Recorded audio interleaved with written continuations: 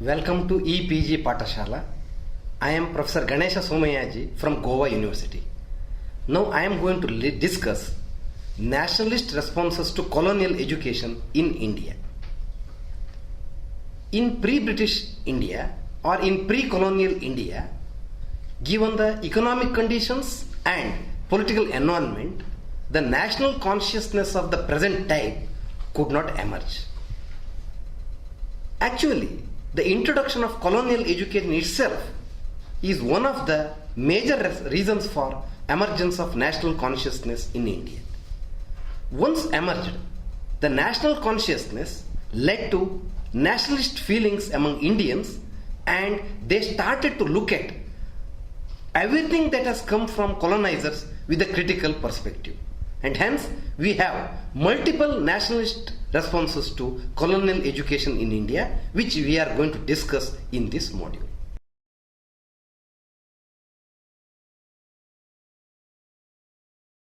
After introducing the theme, we will now look into the role played by colonial education in the emergence of Indian nationalism. In his historical materialist analysis of the emergence and development of Indian nationalism, Desai conceives 5 chief phases of its development. As and when it advanced, its social base broadened. Though the widening of the social base of Indian nationalism during the later phases of Indian freedom struggle was due to a number of other factors and forces, its narrow social base during the first phase consisted of the intelligentsia who were the product of modern education imparted in the new educational institutions established by the British in India during the first decades of the 19th century. This phase extended till 1885 and culminated in the rise of the Indian National Congress in that year. The emergence and growth of Western type of nationalism itself is one of the latent consequences of the introduction of modern Western education by the colonizers. The introduction of modern education in India was primarily motivated by the political, administrative and economic needs of British and the other colonial masters in India. The expanding empire in India and the expanding trade in India necessitated a large pool of educated manpower well versed in English, considered as instrumentalist version by later analysts like Kumar. We also find such views in Desai's analysis of the reasons for the introduction of English education for Indians. These educational institutions provided clerks for the government and commercial offices, lawyers versed in the structure and processes of the new legal system, doctors trained in modern medical science, technicians and teachers. Desai recognizes another motivation for the introduction of English education in India, which is the Anglicizing program suggested by some enlightened Britishers. As against those who advocated education in Oriental knowledge in Sanskrit and Persian, the Anglicists were convinced that the British culture was the best and the most liberal in the world, and if and when India and other colonies and later on the entire world were anglicized culturally, it would pave for the political unification of the world. To get an idea of such a sentiment, we may refer to the views of Macaulay in his famous Minutes dated 2nd February 1835. Macaulay writes, "We must at present do our best to form a class who may be interpreters between us and the millions whom we govern, a class of persons Indian in blood and color, but English in tastes, in opinions, in morals and in intellect. To that class we may leave it to refine the vernacular dialects of the country, to enrich those dialects with terms of science borrowed from the Western nomenclature, and to render them by degrees fit vehicles for conveying knowledge to the great mass of the population." Unquote Macaulay. While the idea that the British introduced modern education to train clerks has wide currency, Kumar considers it as theoretically feeble and historically untenable. Its theoretical weakness lies in the fact that it does not help us to distinguish between the ideas underlying the educational system and its practical purposes. A plain view of colonial education as a factory producing clerks is a purely instrumentalist viewpoint which cannot be supported by facts. Along with producing clerks, colonial education also produced the nationalist leaders and many professionals and intellectuals, not just office clerks. Kumar succinctly summarizes the complex and multifaceted influence of colonial education on Indian society, writes, quotation begins, "No simple model or statement will help us understand why colonial education had the kinds of effects it had. It socialized many into colonial values. At the same time, it turned many of its products against those values. The rejection of colonial education may not have been sustained for long periods, but the broader rejection of colonial rule was sustained, and we cannot ignore the role of education in inspiring this rejection." Indian nationalism emerged under conditions of political subjugation of Indian people by the British. Introduction of modern education is one among several other radical changes such as centralized administration and modern means of transport and communication that the British introduced in India. A complex mix of all these factors and processes together facilitated the emergence and growth of nationalism in India. Now we are discussing nationalist responses to colonial education. During the vast span of colonial rule in India, there were multiple responses by nationalists to colonial education. Different types of nationalisms emerged and developed during this period. Nationalist attempt to politically unite the Indian people to demand for independence was just the latest version of nationalism. Soon after the introduction of colonial education, various leaders attempted to unite Indians and build a new India on the basis of their conceptions of the essence of Indian culture and requirements of their time. Reform, revival, social well-being, and achieving political freedom from colonial rule were some of the ideologies that guided formation of associations and activities of national leaders from time to time. Let us discuss the responses of various nationalist leaders to colonial education. We will discern their critique of colonial education and programs of action. Introduction of modern education and early socio-religious reform movements is our present concern.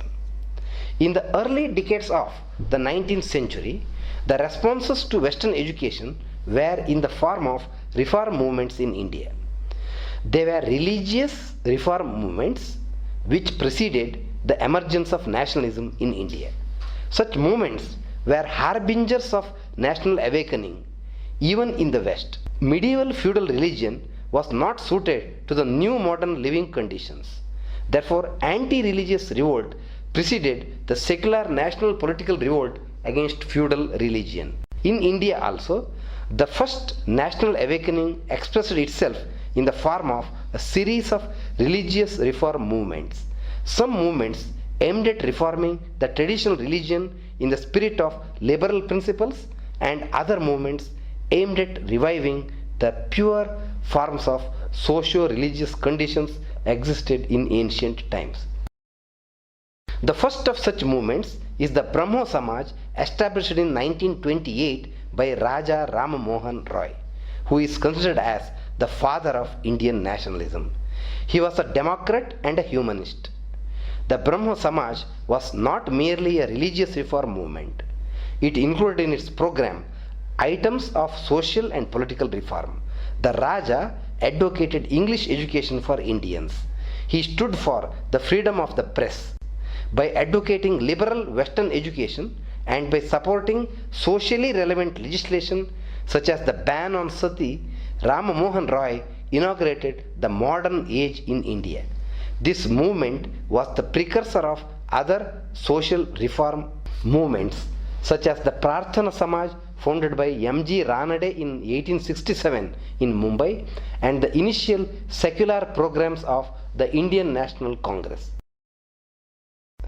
Desai succinctly summarizes the contributions of the Brahmo Samaj thus, quote Desai: "The Brahmo Samaj inaugurated a new era for the Indian people by proclaiming the principles of individual freedom, national unity, solidarity and collaboration, and democratization of all social institutions and social relations.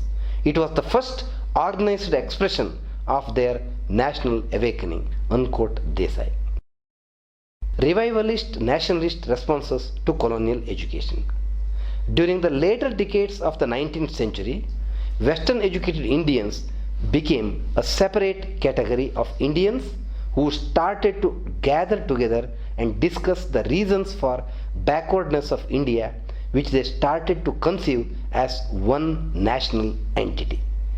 The formation of the Indian National Congress by these educated Indians was a major historical event in the history of Indian nationalism. The first phase of the growth of Indian nationalism corresponds to this event. This period from 1885 to 1905 constitutes the second phase, which saw the expansion of the social base of Indian nationalism with the inclusion of the educated middle class, which had grown in size due to the expansion of educational facilities. These initial nationalists were not against the colonial rule, but facilitated the educated Indians to form a class by themselves to urge the rulers to introduce reforms in governance. They voiced such demands as Indianization of services, associating the Indians in administration, and stopping economic drain. According to Kumar, the views of early Indian nationalists on the role of colonial education show some homonymy between the early nationalist and the colonial perspective. Except Gandhi, who rejected English education, even Swami Dayananda Saraswati, who founded the revivalist movement Arya Samaj, and Balagangadhar Tilak, who represented the extremist nationalist group in their earlier career, accepted the need for English education in India. In the schools started by the Arya Samaj, English education was included in the curriculum. Referring to the biographies of Dayananda Saraswati and Tilak, Kumar observes, quote Kumar, "In the case of Dayanand and Tilak, the initial acknowledgement of the advantages of English education later turned into a radical opposition to it. In the first edition of Dayanand's Satyartha Prakash, English education was appreciated for the opportunities it offered for employment." Similar views were held by Tilak in the initial years of his political career. He preferred secular English education to religious education imparted in traditional schools. He was instrumental in naming a famous school in Pune as New English School. His views underwent a drastic change in his later career. Later on, he adopted an extremely critical stand against English education. Following the efforts of Madan Mohan Malaviya to establish a Hindu university at Banaras, Tilak's vision of education as an agency for cultural revival became an important ingredient of his political aims. Gokhale and Lajpat Rai on colonial education. While comparatively examining the views of Gokhale and Lajpat Rai on the role of British education on the progress of India, Kumar finds a clear position taken by Gokhale and an ambivalent one by Lajpat Rai. Considering English education as necessary for the progress of Indians, Gokhale criticized the colonial government for restricted expansion of education, especially primary education. He wanted to expand free and compulsory primary education for all children and attempted to bring about legislation in the Imperial Legislative Council. His fervent plea for expansion of modern education in India shows his recognition of the positive impact of the colonial education, though he was aware of the negative impact of the same. Lajpat Rai was Gokhale's contemporary in Lahore, who pursued his interest in education throughout his political career and wrote a book entitled The Problem of National Education in India, which was published in 1920 as a commentary on the efforts made since the Swadeshi movement to develop a national model of education. During his visit to America in 1905, he studied the American education system and was influenced by the Spencerian ideas of evolution and progress. He was associated with the formation of Arya Samaj educational institutions and at the same time believed that India needed modern education. The ambivalence and lack of clarity notwithstanding, Lajpat Rai was concerned with educational reforms in India. Sometimes he even criticized the British for not expanding modern educational facilities in India. Responses of Tagore and Gandhi to colonial education. The views and pedagogic programs of Tagore and Gandhi were in consonance with their contrasting positions in response to advancement of science and technology in modern Europe. Tagore was fascinated by the epistemology of science and achievements of science and technology in solving the problems of mankind. This view he continued almost till the fag end of his life, and he only changed it after witnessing the devastating effects of World War II. Both his Shantiniketan and Sriniketan experiments need to be looked at from Tagore's orientation to the Western liberal scientific education. Tagore criticized and rejected the Western education model only towards the end of his life. But Gandhi's rejection was more pronounced and consistent throughout. Gandhi's rejection of colonial education was much stronger than that of Tagore. Gandhi rejected not only Western education but the Western civilization in its entirety. Quoting Gandhi, Kumar writes, quote Gandhi, "The fact that Western men had spent all their energy, industry and enterprise in plundering and destroying other races was evidence enough for Gandhi that Western civilization was in a state of sorry mess. Therefore, it could not possibly be a symbol of progress or something worth imitating or transplanting in India." Analyzing further, Kumar states that such a reaction is neither a type of xenophobia nor a symptom of a revivalist dogma. Both anti-Westernism and a version of militant nationalism are missing in Gandhi's educational ideology and program. Gandhi wanted India to move away from the Western concept of progress. He wanted an education that would lead India on an alternate path of development more suitable to its geography and culture. In Hind Swaraj, he developed dialectic between man versus machine. Here man represented the whole of mankind and the machine represented the industrial system of production. The scathing criticism of modernity, which Gandhi explicated in Hind Swaraj, was a commentary on the tragic affliction. The idea of basic education, which Gandhi attempted to experiment in later decades of his life, stems from his idea of making the whole of humanity less dependent on machines. Let us conclude by commenting on the colonial encounter in education in India and the nationalist responses to colonial education. The colonial intervention in education in India aimed at achieving certain goals prescribed for themselves by the colonial administrators. All the three colonial administrators, the British, the Portuguese and the French, failed to inspire or expand mass education in India. Nationalist responses to colonial education too had its own weaknesses. All the experiments made during colonial rule in India to bring about transformations in educational system by Gokul or Gandhi or Tagore could not continue after independence in India. Thank you.